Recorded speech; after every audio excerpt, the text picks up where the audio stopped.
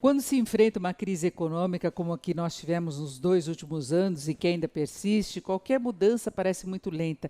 Mas o fato é que, se compararmos o cenário atual com o cenário de um ano atrás, a situação melhorou ou ficou menos ruim. É o que demonstra o relatório semanal Focus, que foi divulgado nesta segunda-feira pelo Banco Central. O relatório ainda traz algumas previsões referentes ao ano passado, porque nós não temos os dados consolidados, mas se fala numa inflação de 6,35%, lembrando que no ano anterior, em 2015, a inflação encostou nos 11%. Portanto, houve uma redução importante que pode fazer diferença numa perspectiva de recuperação do poder de compra. E para este ano, o mercado agora prevê uma inflação de 4,81%, projeção que vem caindo quase todas as semanas, já há alguns meses. Isso sinaliza uma confiança maior na trajetória de queda da inflação. Como eu já disse anteriormente, isso pode não fazer diferença imediata, porque houve um problema também relacionado a reajustes salariais, ao desemprego. Então, mesmo que a inflação fique mais baixa, não há a reposição das perdas decorrentes da inflação passada, porque os reajustes salariais não estão conseguindo acompanhar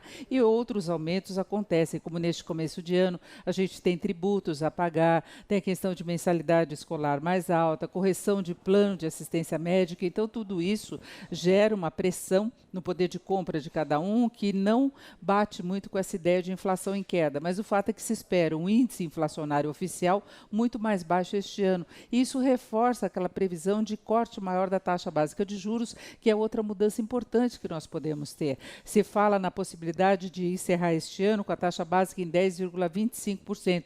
Vale lembrar que por mais de um ano a taxa básica permaneceu na faixa dos 14,25%.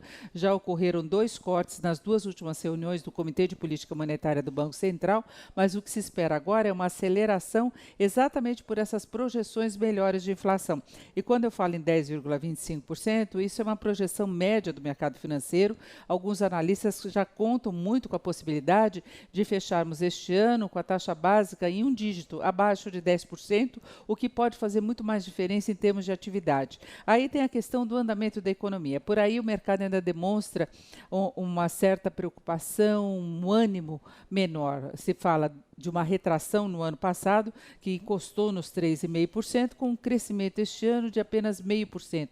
Parece mais uma mudança estatística e, de fato, a gente não deve esperar nenhuma mudança maior de cenário neste começo de ano. Inclusive, o desemprego, que é um dos grandes problemas da nossa economia, deve apresentar números ainda piores. O que se espera é que haja alguma retomada mais firme a partir do segundo semestre, reforçada, inclusive, por essa previsão de inflação mais baixa junto com juros mais baixos. Isso cria um ambiente melhor para as empresas, para os consumidores, no que se refere à renegociação de dívidas, à recuperação de capacidade de investimentos, no caso das empresas, alguma recuperação da capacidade de consumo do lado dos consumidores, embora tenha essa questão, de novo, do desemprego, de endividamento elevado, de uma certa cautela diante desse cenário que ainda é muito difícil. Mas, como eu disse, se compararmos com a situação que nós tínhamos um ano atrás, a situação mudou bastante.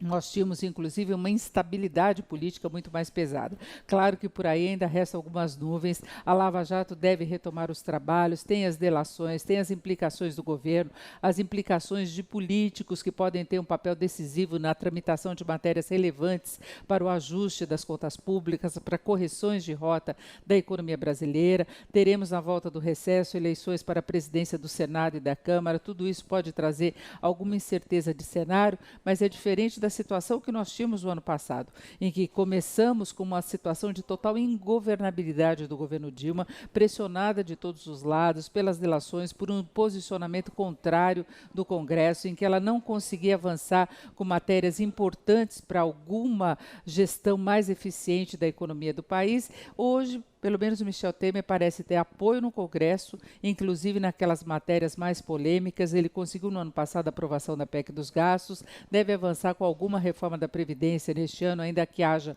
mudanças no projeto original, e aí viabilizaria também o ajuste fiscal.